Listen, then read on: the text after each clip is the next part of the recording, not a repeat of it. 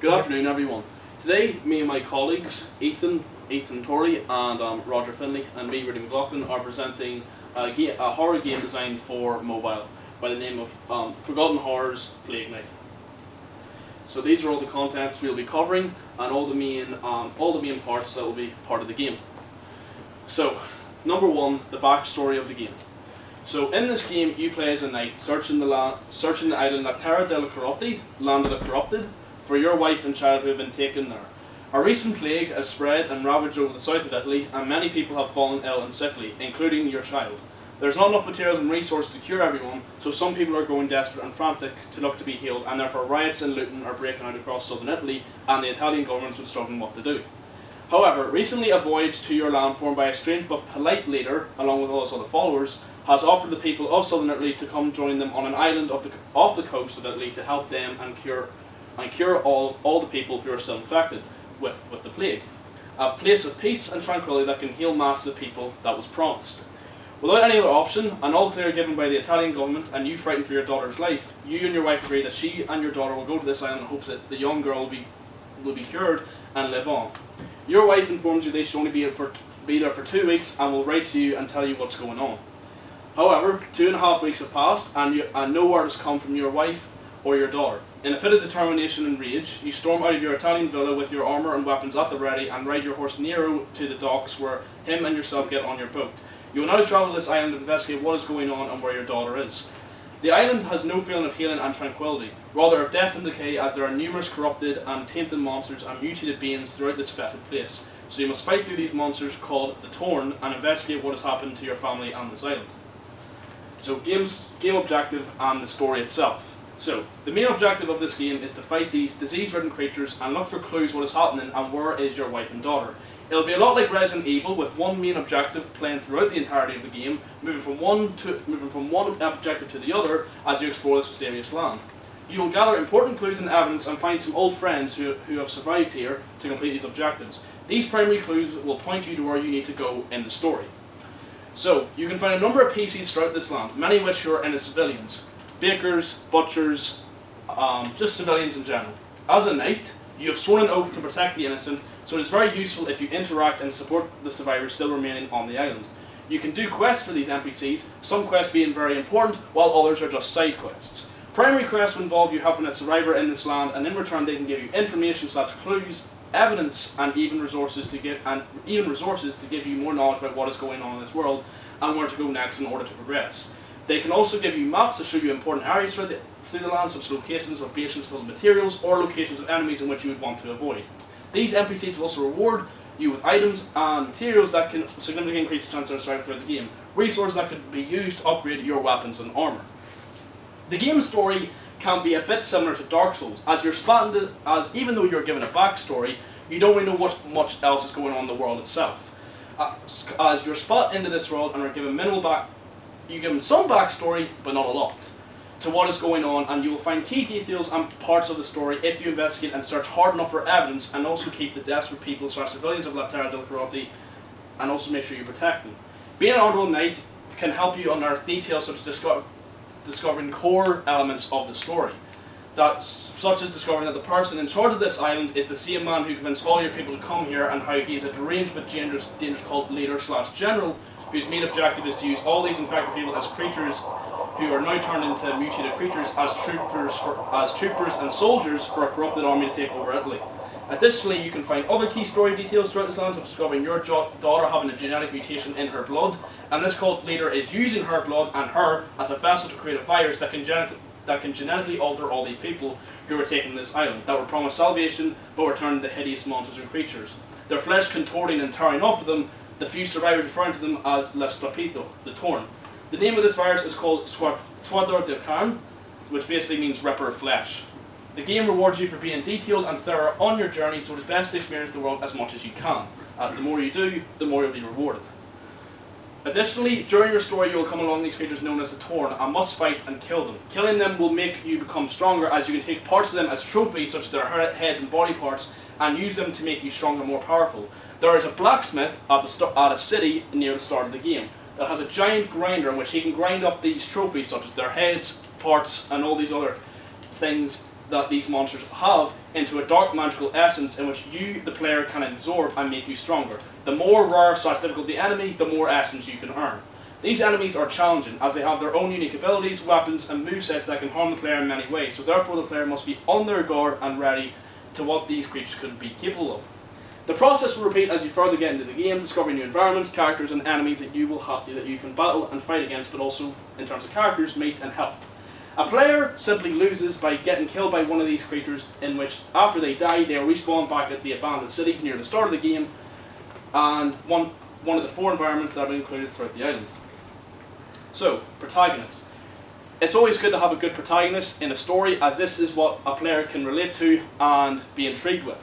So the protagonist and character you play as is Lord Dario Valentino, a decorated knight in the Italian army, specifically Commendator of the 15th Legion of Venice.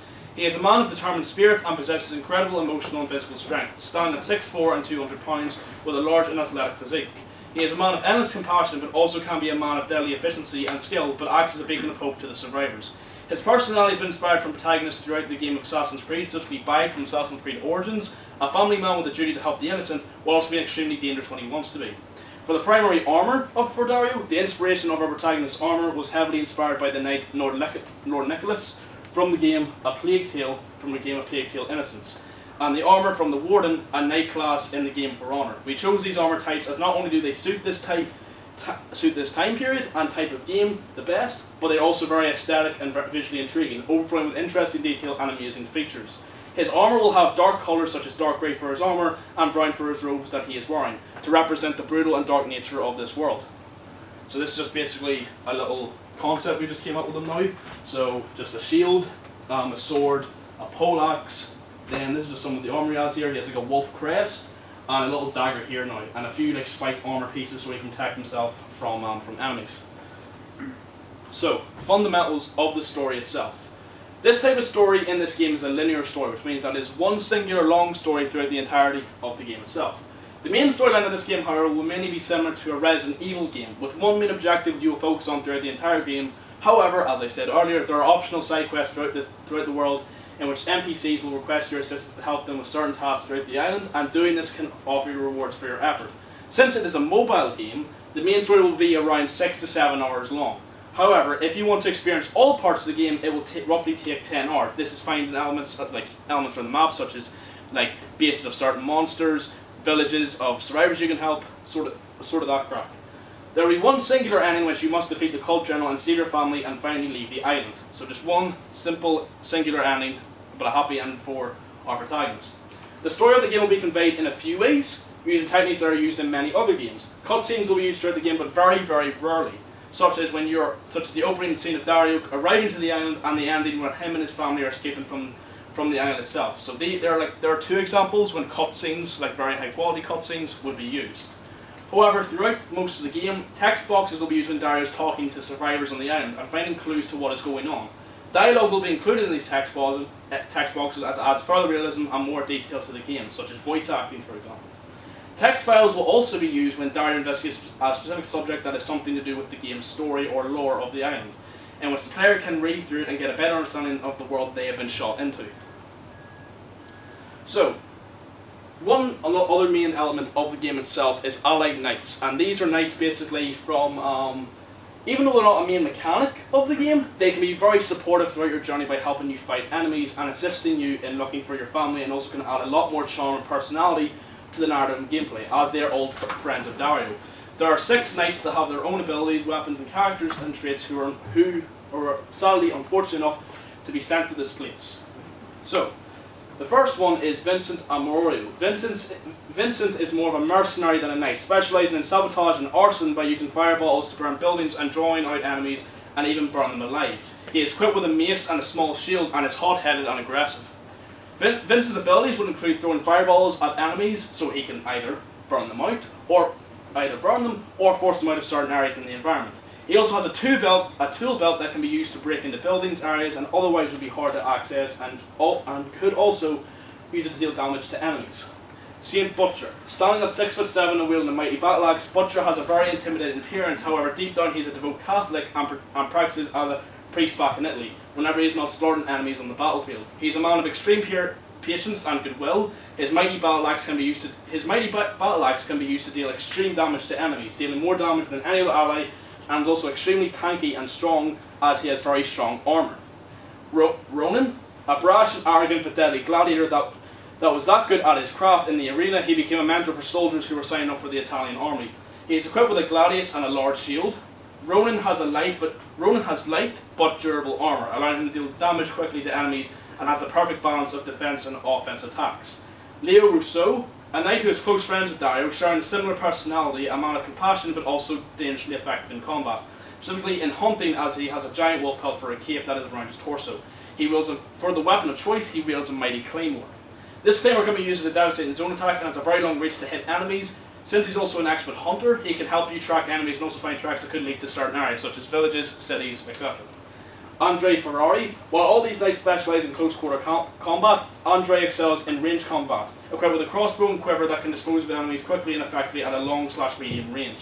He also carries throwing knives, like a bandolier of throwing knives, and 2 small swords at his side, just in case he needs to get in close and personal.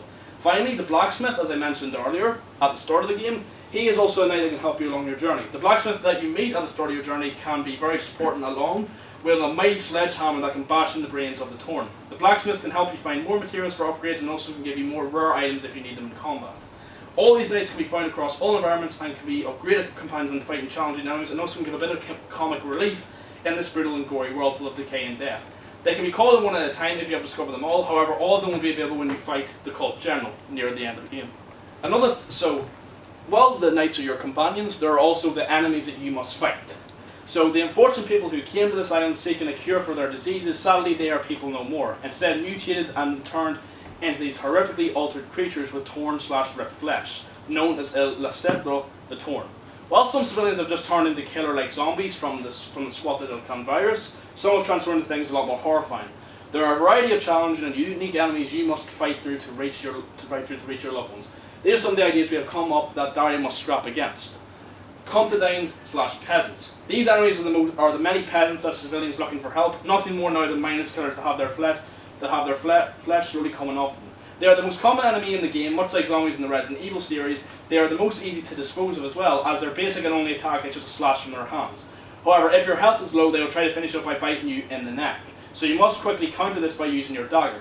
They are lightly armoured, wearing the rags they wore to here, but since they have no armour, they move somewhat fast.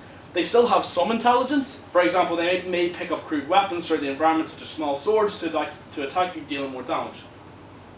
For the second enemy, Soldati, soldiers. These are the hundreds of soldiers that came to this island to protect the thousands of civilians coming here to seek aid, and also many of these soldiers were also even infected themselves. They are very similar in appearance to the Contadine, appearing like zombies. However, they are lightly armoured and possess a variety of different weapons, and since they are soldiers, they have some combat experience. These guys will act somewhat similar to the basic enemies in Assassin's Creed Odyssey. Some will have a sword and shield, some will have a spear, and others could have a hatchet, such as a small axe, for example. These guys have a very simple moveset and attack pattern, such as if you were fighting a Soldati with a sword and shield, he would have a light and heavy attack with a sword and block with the shield. These guys are also very common and are found throughout the island too. Canine, dogs. Many family pets were taken to the island as well in hopes they could get treatment as well. Many pets were taken such as dog, cats, etc. However, the cultists only saw combat potential in the dogs, so they affected them with the virus while disposing of all the other pets. These dog enemies would work similar to attack dogs in real life used by cops and police, digging their teeth into Dario and disabling him and dealing damage, while another enemy can move in for a killing blow. If the player is low health, the dog will pounce on them and try to finish them off, in which the player will have to complete a quick time event by stabbing the thing with his knife. If the player isn't quick enough, Dario dies. These dogs, however, do seem intimidating or easy to dispose of, as they don't have much health, and if you hit them several times, they are dead. They can be seen with other enemies, such as the Comandante or the Soldati, as just guard dogs, and even as well they can roam in packs like wolves, multiple coming at you at once, so you need to be prepared. So this is where we start getting into more of the horrifying enemies that have been really genetically mutated. So the Lacapidi, crawlers, known as crawlers in English, these creatures have elongated slim limbs that stretch 3 feet each and have long claws at the end of them, both arms and legs, while having a small torso. They also have a gaping jaw filled with sharp teeth. Their design is very similar to the Wendigo in the game Until Dawn. These enemies are extremely dangerously fast, capable of running at extreme speed. jumping out to our hero out of nowhere. Their claws are very sharp and also rigid too, being able to shred flesh and tear through flesh with ease. They are located around most areas of the map and are most dangerous in fields of tall grass, as they can leap out and ambush Dario. Their attacks are very quick on all fours. However, when they are standing on two legs, their attacks are much slower due to less support from their arms, as they have a very slender physique. So it's best to strike them in this position due to them being very vulnerable. Bruti/brutes. The virus for some individuals, when it was injected into them, acted as an extreme steroid. They obtained immense and extreme muscle in a matter of minutes throughout all around their body, giving them punishing strength. Instead of trying to rip your flesh clean off you like the Lecapati, they will batter and bruise you with their large and gripping fists and can hit like a train if you are punched by them, dealing a great blow to your health instantly. And since they have so much muscle, they have a lot of health as well. However, since they have a lot of muscle, it can also be a detriment, as they move quite slow in combat, and in the environment they can tire out easily, in which if you are fighting them, you can strike them in the face with your weapon, dealing a lot of damage. For the next one, this is sort of two enemies in one, the archery/bowman. There are two main types of this enemy, both being very different but both being very deadly. The archery Sakani, sniper bowman, and the archery for a pompa, shotgun bowman. Archery Sakani, such as the sniper bowman, have a long bow that acts as a sniper and can hit you from extreme distances. The virus mutated their ears, dissolving off them. However, their face grew multiple eyes, allowing them to see across very long stretches of land. Since they have no hearing, as long as you stay out of their line of sight, they will be an easy kill. However, if they spot you, you need to take cover with your shield or dodge as the arrow is about to hit you, as they have really, really good accuracy and the arrow can kill you in one shot. The Pompo, however, have intense hearing organs, meanwhile no way to see at all, and carry a bow that acts as a shotgun, releasing 5 arrows all at once that can instantly kill you at close range. Therefore, for this enemy, it is imperative to use your crouch ability when you are near these enemies and kill them first thing when you have the chance. For the next enemies, Tyrone/Screamers, these enemies are very much inspired by the Irish mythological creature, the Banshee. These enemies wear pale white medieval dresses and a pale white veil over the top part of their face, covering their eyes and nose but not their mouth/jaw, that can open 4 times bigger than a normal human can, that can release a blood-curdling scream. The Tyrone can target this scream at the player, and not only can it damage the player but also stun them too, leaving them open to attack by the enemy, that wields a long sword that can deal a devastating blow to the player if they do not dodge quick enough. They don't move around much on foot, however they can shapeshift/teleport, so the player needs to be aware where she will pop out of. This enemy, while very agile, does not have much health, and one quick deadly strike can defeat her. However, defense and agility are very important if you want to dodge/block her streaming attack.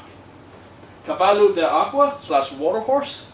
This enemy is another animal inspired by the Scottish mythological figure, the Kelpie.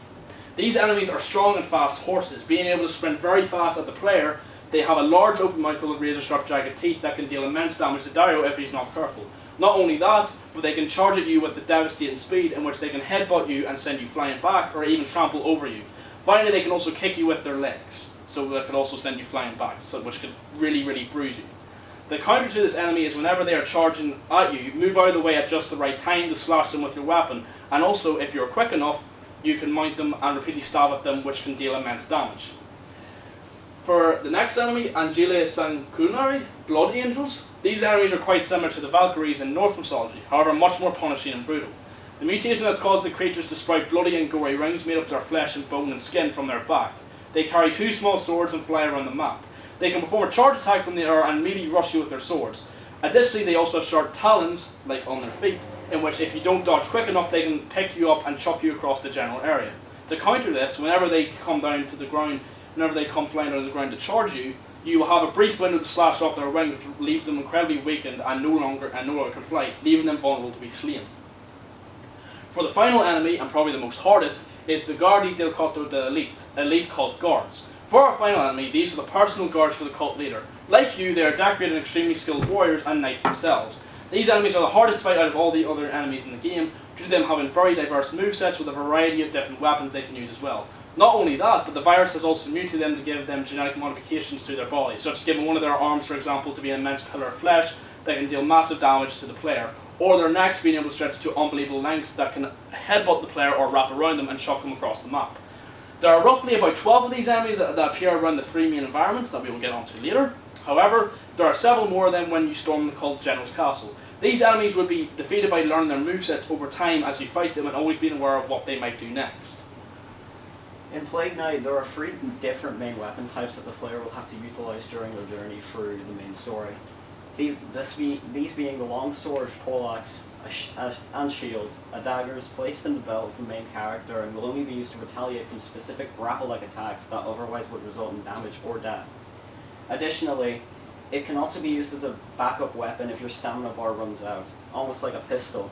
All of these weapons can be upgraded and their stats can be enhanced depending on how you play and what playstyle you like best or would suit you. Each of these weapons have different alternate variants that act as ways to express the player's favorite way to play the game, such as the longsword variant that focuses on damage rather than speed.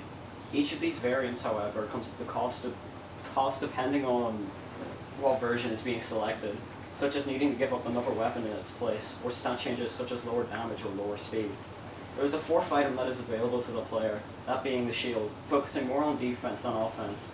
The shield always allows the player to block attacks at the cost of stamina. Without sufficient stamina, the player will recoil from the attack and take damage equal to half the overflow stamina. Example of 10 stamina minus 20 damage equals 10 overflow divided by 2 equals 5 damage taken.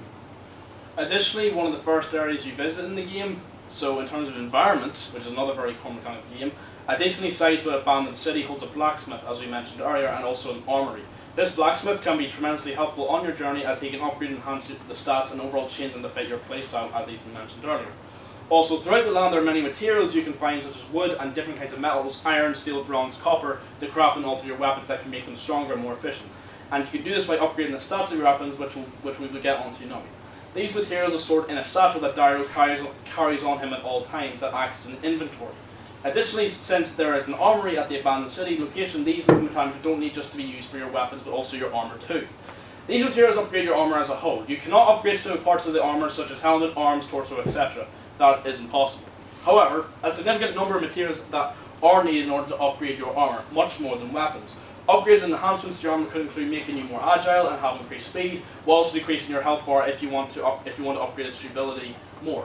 Furthermore, there are also ways to change the appearance of your armor entirely, finding specific and rare materials throughout the land that can offer special abilities to Dario, such as an assassin's armor, making him extremely swift and agile in combat, giving him a dodge roll in which he can perform twice, and therefore making it near impossible for enemies to hit him. However, since he is lightly armoured, leading to him to be exposed to be easily defeated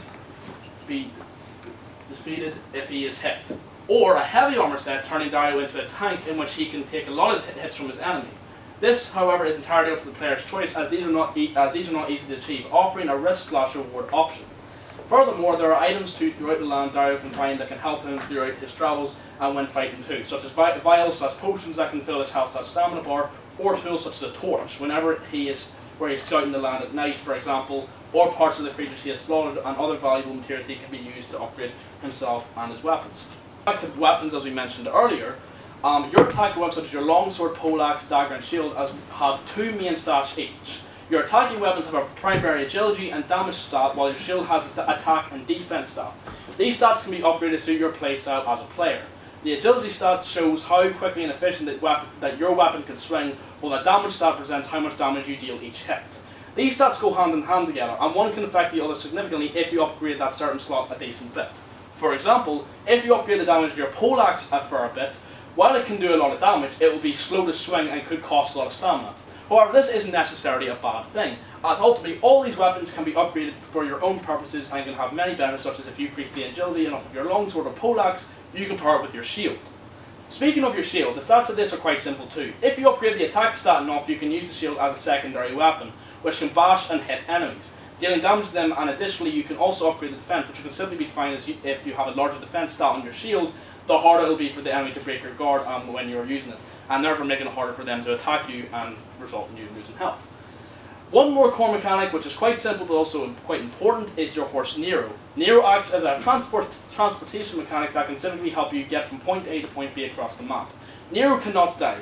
However, though he can be scared off if he is too close to the action, Nero cannot die. However, though he can be scared off, he can be scared off if he's too close to the action, and is on a cooldown, and then after you have to wait until the cooldown is finished, you can call him back. If he is struck by an enemy, the cooldown is doubled until you can call him again. Until then, you have to travel by foot. You can prevent incidents like this by crafting armor for Nero, which will allow him to take more of a beating in battle, and over time as you and him bond together, he can help you in fights such as charging and trampling over enemies, leaving them open to devastating attacks.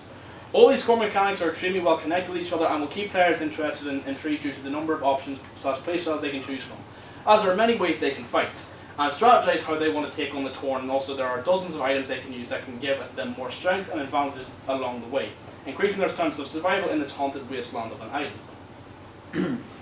As the story is an exploration-based game, we need to give players a reason to explore and do quests outside of the main story. And so we've implemented several things to do so. So first and foremost, we have all the different collectibles. We'll have if you explore different places, you can unlock new parts of the map that can get drawn on, and just new pieces of map in general that you can find or draw. You also have letters to show more, or to give you more lore to explore within the game, revealing more of what has happened in this island. There are also several NPCs, like the Knights Rudy's discussed, and there's also one NPC, one specific one called Teo. He is a monster that can he is a person who's went there to seek refuge like everyone else, but was experimented on and did have his corruption like everyone else who did go there.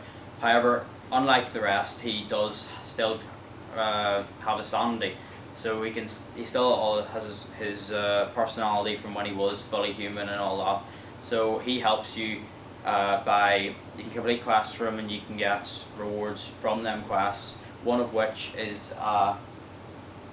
an eye that he can link with you and gives you a temporary third-person view of the to give you, or so you can see more around you and can help you in certain ways.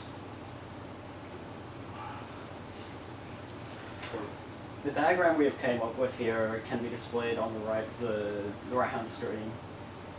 This is the main parts of the game and how it will be played. An example primary mission that would use this core loop idea would you coming across a high priest that says his colleagues are trapped in a church. You would then make your way to this church by using your horse or on foot. After arriving at the church, you would dispose of the Tauren, save the colleagues of the priest, and look for any resources / items you find in the church. Finally, you would return to the high priest, informing him that your friends are safe. He will then reward you and let you upgrade your weapons. This is the main objectives that the game will consist of. The target audience of this game is focused on teenagers / adults, with the whole Resident Evil / Dark Souls-esque feel to the locations and environments, and the horror aspect of the game. The design of everything is based around the horrific cult that resides on this island.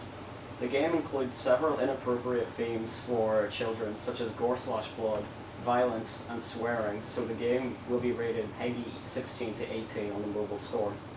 This game is for players who are fans of a Dark Souls fantasy medieval setting, combining elements of horror and combat together, with brutal and ruthless fighting against mutilated, bloodthirsty, but most importantly challenging enemies that want nothing more than to tear you to shreds, in which you must skirmish through so you can save your wife and daughter from an evil cult leader and general. So the types of fun this game has to offer. So first and foremost, you have narrative, which comes with the whole story feel to a game. Whenever a game has a story, narrative fun tends to be the main one that comes from the story itself. And you learn about all that has been discussed and that hasn't been discussed yet. Also, since this is an exploration game as well as story, you have discovery. So you got all the different NPCs you can see, like the knights that can aid you and you can do challenges for. You got Teo as well. You got all different collectibles like the map pieces, the letters, the diaries, all that stuff, and you also have challenge, because what kind of game is a game without challenge? You need some sort of challenge to make it entertaining. and our challenge will be, so you have all the different enemies, the Torn. You have some puzzles, like trying to figure out some riddles that you might see in some diaries that lead you to either more loot or maybe a knight or something, the whereabouts of a knight to go missing. And you also have some decision-making challenges, like within the story. And lastly, the biggest challenge with this game is trying to stop playing it because it's too good. Like. 3 different environments this game will feature in the land of La Terra de Karate. You got the swamp. There's the name there. I'm not trying to pronounce that. So it's going to be it's the main environment, the biggest one, and it has its own mechanics to it. So you have, well, when you're in the swampy water and the marshiness of the swamp, you'll be slower than you would be otherwise. This is to make the game more realistic and also to give the player more to think about and strategize when traversing through these lands. So there'll also be a lot of obstructions in this environment, such as trees, bushes, mangroves, all that kind of stuff, just to make this just to make this as terrifying as can be, honestly. And Teo and Leo will be located here as well. Next we have the city, the abandoned city. This is where everyone came to. This is where everyone that came to seek refuge and get their medical aid lived. Where Dario's wife and daughter lived as well. But alas, the experiments were done. The land was corrupted, and a thriving city is no more. So now this acts as hub where the most NPCs will be located. You have Sid Butcher, Vincent, several survivors as well, and the blacksmith as well, the most important one. So as I said, this will be where all the stuff, majority of stuff is. There'll also be a castle here, where this is where the majority of the experiments happened before, the island got corrupted and the cult leader, started or turned into the big monster that he is now. So you can go explore his castle. There's like a dungeon to it and all, and there'll be tons of clues, tons of lore to find in the city. Majority of the lore will be. You also have the Forest of Nightmares, also name. You also have the name of the city as well. I'm not pronouncing any of them. This is going to be. The forest is going to be one of the lesser environments. It's just going to be there to fill some space.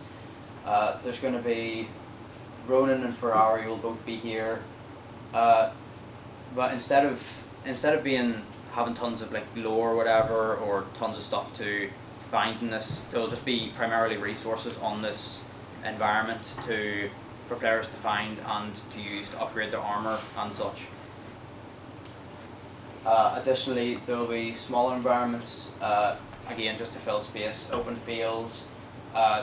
The whole mechanic of this one is the monsters will be able to see you easily, and less cover to hide from them.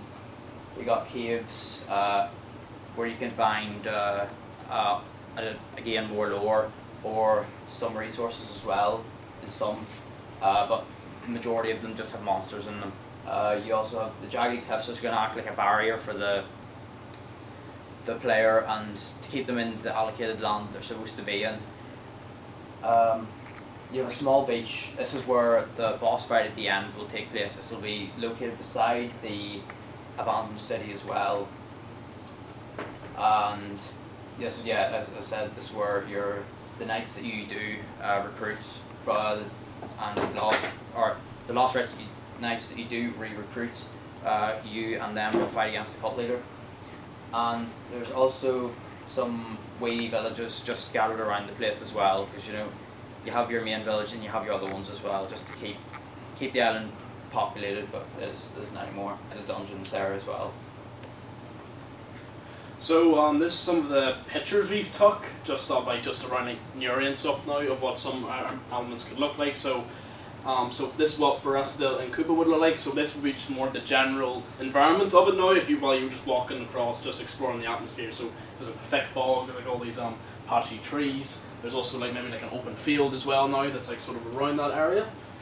Then for the next place, this is what the swamp would look like. This is what like sort of wee area the swamp could look like. So it's like just a large trough of like bogland and marshland which you need to be careful of. So user interface. So our graphics team has worked tirelessly at this image that I've given you around the clock. Amazing work from them.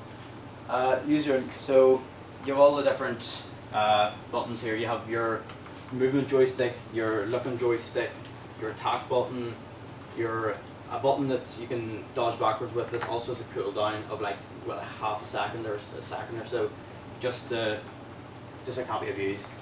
Your health bar, your stamina bar. You have your inventory up top left, which is the wee knight's helmets, and this is where Dario can equip weapons. But he also has a quick way of doing that. When you tap on the weapon icon and tap and hold and then drag down, this weapon wheel comes up where you can equip your shield, your dagger, your poleaxe, or and if you just let go of it, you still have the same weapon.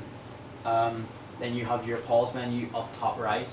You have your usual pause menu options, and alright. Also, when you do go into your inventory, the game doesn't pause, so you have to think about that whenever you do use it. Your health bar, that's standard for most games. Your stamina bar, we have that to make this game, or to make players strategize more about this game whenever they do play it. Because if you're swinging your sword all about the place, killing every enemy, that's not going to make for a fun game. And also to make the game a bit scarier, because if you're constantly worrying about your stamina, then you got more stuff to worry about. And lastly, you do have your third eye, which is what Teo gives you when you complete a certain amount of challenges for him. As he is corrupted and he does have some of the powers that some of the other monsters have, he can give you his third eye. He can give you a third eye you can find and take from a different monster that's dead, and you can use it as a third-person view, as I said earlier. And onboarding, just you got prompts on the screen, and you got what else?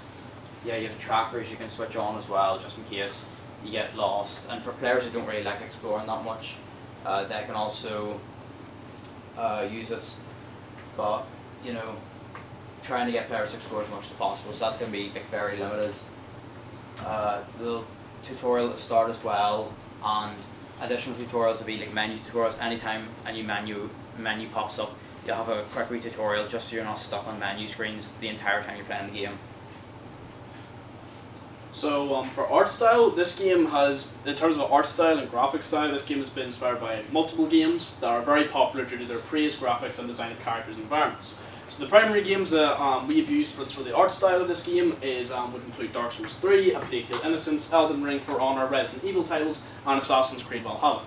For the first four games I mentioned there, so Dark Souls 3, Plague Tale, Elden Ring, For Honor, these games really use inspiration for the character design of our protagonist and his allied knights, which is teammates.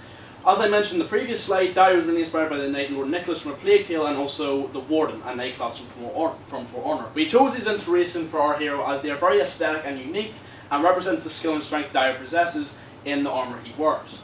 This is also used for the other allied knights too, such as Vincent looking very similar to the Conqueror, another knight class in For Honor, and Saint Butcher, also looking like another knight class in For Honor, the Lawbringer. These were used as inspiration as these allied knights are extremely skilled with one or several different weapons, and For Honor was a good representation of that all these knight classes in that game have different movesets and techniques when it comes to each weapon they wield, so they can be very deadly with the weapon they have. Additionally, these knights also have a number of different physiques which can represent also what they are like personality-wise and how they use their physique / frame in combat. So for example, like if we go to the next slide here, well, maybe just what I'm just trying to say is now is that, you know, like if we're having a knight who's like a really bulky, tall physique, he'll be able to carry a lot of weaponry on him, such as the poleaxe, for example. So it's the same butcher. So for Resident Evil and Elden Ring, these are primarily used as inspiration for the design of the enemies, as the enemies are all transformed and mutated in these fleshy monsters of destruction, similar design to the dozens of enemies in the Resident Evil series, full of flesh and deformity that look terrifying to the player. Elden Ring was used as inspiration as the design for some of the elite guards, as they share a lot of similarities, such as what of them all having unique armor and creepy looks, and additionally also having like very, you know, like intense movesets. For the environment's design, this was mainly inspired by Assassin's Creed Valhalla, as it takes place in a similar time period, and so the design of the city in Plague Knight, for example, the abandoned city, would have a very comparable appearance to it as well. As the cities in Assassin's Creed Valhalla, however, they look very similar to the cities in Assassin's Creed, but however, there was much more decay and death in Plague Knight. Finally, the art style throughout the game is inspired by Elden Ring, and such as the Dark Souls series, as it is very visually appeasing and a very popular style with audiences, which is being very realistic graphics, but also having a dark fantasy stylized to it as well. So this sort of some images we sort of searched for what some of the Allied Knights would look like. So basically, their color design would be similar to Dario's, using dark colors as to present the darkness of the world they are in. So Vincent, so this is what Vincent would look like here. And so, but instead you'd have like this little mace here and the shield, but however he would be also equipped with a fireball. So the fireballs would be stretched like maybe along here, around his torso, and then also his tool belt, which would be like along here, full of like different tools that he could use to be breaking into castles, bases, and sort of that stuff. Then Butcher, so this is the same Butcher here. So this is sort of like the Lawbringer from For Honor, and this is the Conqueror from For Honor 2. So he would wear a long cape to make a few like different design changes to him. That would be like a sort of base appearance, but he would have a long cape, and he would have a number of religious offerings across, like engravings across his armor. Like for one thing, having a decade of the Rosary on the top of his battle axe. And these are the two images I found for like the two different people that designed, one that designed the artwork and one that designed the character for that Conqueror there. So for enemies wise, this is some like images I found online for what the enemies would look like. So for this guy here, this is drawn by a very talented artist called Steven Zapata, and basically it's a corrupted knight. As I mentioned earlier, some of the knights, the elite knights you can fight, would have genetic mutations, such as having a large mass of flesh on one of their arms, which could have a lot of muscle. So this would be one of the elite guards you'd have to fight, and he could punch you into an oblivion and make you fly miles away, and also maybe have a sword or something or another weapon as a backup. For the Banshees, that's the Stallone one, this is what they would sort of look like here, however, but like sort of something like that, obviously it doesn't have sort of the veil, like the white clothing, but sort of in terms of face-wise, that's sort of what it would sort of represent. And finally, this is what the Kelpie would look like, such as the Water Horse, with like a very dangling open sort of mouth and sort of very grey dark colours. And these are also the credits here for the Elite Guard and the Banshee and the Kelpie sort of design. Right, with camera now. We've chosen first person as it's the most fear-evoking camera angle, because if you have third person all the time, you can see around you all the time, and it just doesn't really convey the horror that we're trying to. So we also implemented it so to help with the mechanics of the attack, and since it's all melee, you want to keep the camera as close to the enemy as possible, for horror aspects. But as I said earlier, like a couple times before, with Teo, you can get your third-person view from is temporary, and yeah, it takes about 3 seconds to transition from your third-person view, or no, from your first-person view to your third-person view. So I'm sure that can be used in other ways as well, not just for your third person. So give it another use as well. And lastly, we've got horror. So you may think this sounds a bit like an Assassin's Creed game or something, because that's where most of our inspiration comes from. But we got all the horror aspects that we've thought of very carefully. We got the camera in first person to yeah, I just said that earlier, honestly.